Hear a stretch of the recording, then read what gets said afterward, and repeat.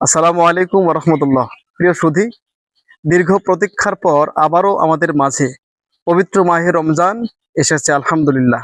ঠিক যে মুহূর্তে আপনাদের সামনে আমি ভিডিও বানাচ্ছি, ক্যামেরা শ্যুট করছি, ঠিক এই মুহূর্তে ক্যামেরার অপোজিটে রয়েছে আমার ছোট্ট মেয়ে মাহমুদা, 8 বছর বয়স। আশা করি আপনারা এই ভিডিওটি ভাইরাল করে দেবেন ইনশাল্লাহ। আমি এই 1 গ্লাস পানি নিয়ে আজকে আপনাদের সামনে একটা এক্সপেরিমেন্ট করব।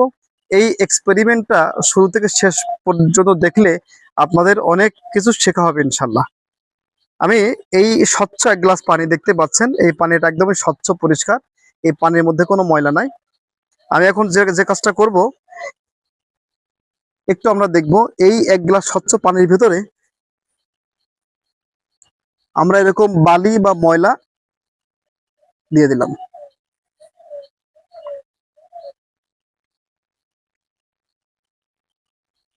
দেখুন তো, এই যে 1 গ্লাস পানি প্রথমেই খুব স্বচ্ছ পরিষ্কার ছিল, এখন দেখুন এই পানিটা সম্পূর্ণ নোংরা ও দূষিত ময়লা হয়ে গেছে।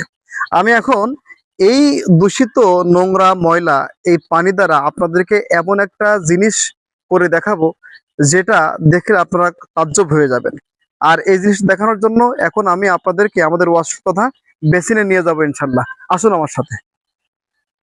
ডিয়ার ভিউয়ার্স, যথারীতি আমরা আমাদের কিচেনের বেসিনে চলে আসছি, দেখতেই পাচ্ছেন আলহামদুলিল্লাহ। আমি আপনাদের সম্মুখে যে 1 গ্লাস পানিতে মাটি বা ময়লা মিশ্রিত করেছিলাম দেখতেই পাচ্ছেন, আমি চামচ দিয়ে ময়লাটা ভালো করে মিশিয়ে দেই। দেখুন, এই পানিটা সম্পূর্ণ ঘোলাটে হয়ে গেছে, কাদা বালি মিশ্রিত অবস্থায়। আমি এখন এই 1 গ্লাস পানি এই বেসিনের যে ট্যাপ, এই ট্যাপের নিচে ধরবো। দেখুন কি ক্যারিসমেটিক ঘটনা ঘটে।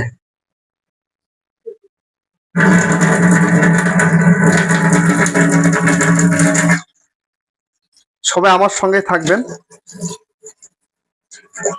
এই ট্যাপ থেকে অনবরত ময়লাযুক্ত গ্লাসের মধ্যে পানি পড়তেই থাকবে এবং ধীরে ধীরে আমরা লক্ষ্য করব এই গ্লাসের পানিটা ঘোলা ময়লা নোংরা অবস্থা থেকে কিভাবে আস্তে আস্তে ধীরে ধীরে স্বচ্ছ পরিষ্কার অবস্থায় ফিরে আসে। আসলে আমি এই এক্সপেরিমেন্ট কেন করছি, মানে এটা আপনাদের কেন করে দেখাচ্ছি, এর রিজন আছে, কারণ রয়েছে, আমি সেটা আপনাদেরকে পরে বলবো ইনশাল্লাহ।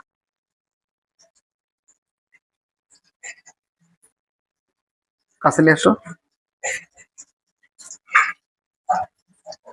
ডিয়ার ভিউয়ার্স, লক্ষ্য করুন কোনো পরিবর্তন দেখতে পারেন কিনা।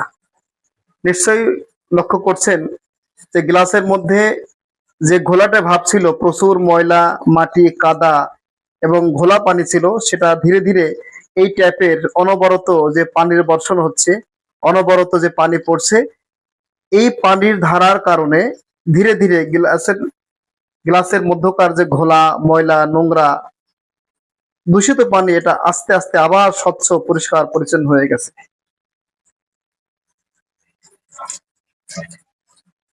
খেয়াল করতে পারছেন?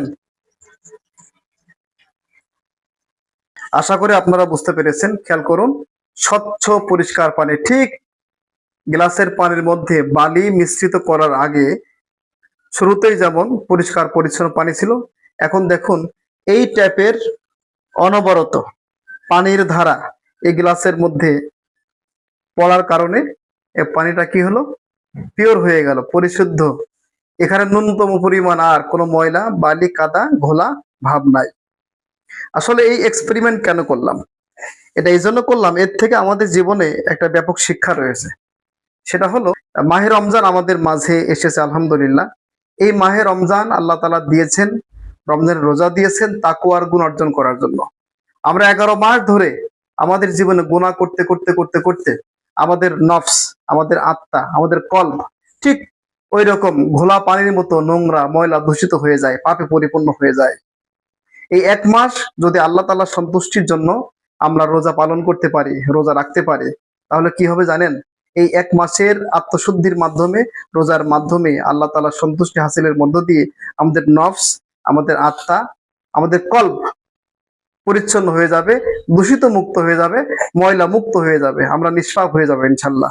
ঠিক যেমন এই গ্লাসের পানি পরিশুদ্ধ হয়ে গেছে, 1 মাসের রোজার মাধ্যমে আমাদের জীবনের গুণাগুলি ওই রকম পরিশুদ্ধ হয়ে আমরা গুণামুক্ত হয়ে যাব, আল্লাহর মনোনীত হয়ে যাবে ইনশাল্লাহ।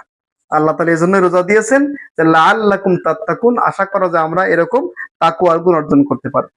তাই আসুন আমরা আল্লাহর অনুগত বান্দা হিসেবে, মুসলিম হিসেবে 24টি ঘন্টা ধরে যেহেতু আল্লাহ তাআলার নিয়ামত নিয়ে বেঁচে আছি, আল্লাহর নুন খাচ্ছি, আসুন আল্লাহর গুণ গাই, আল্লাহ গুণকীর্তন করি। আল্লাহ প্রদত্তে মহান হুকুম, একটু কষ্ট করে হলেও এই 30 রোজা আমরা পালন করি। আল্লাহ আমাদের সকলকে সেই তৌফিক দান করুন, আমিন। আসসালামু আলাইকুম ওয়া রাহমাতুল্লাহ।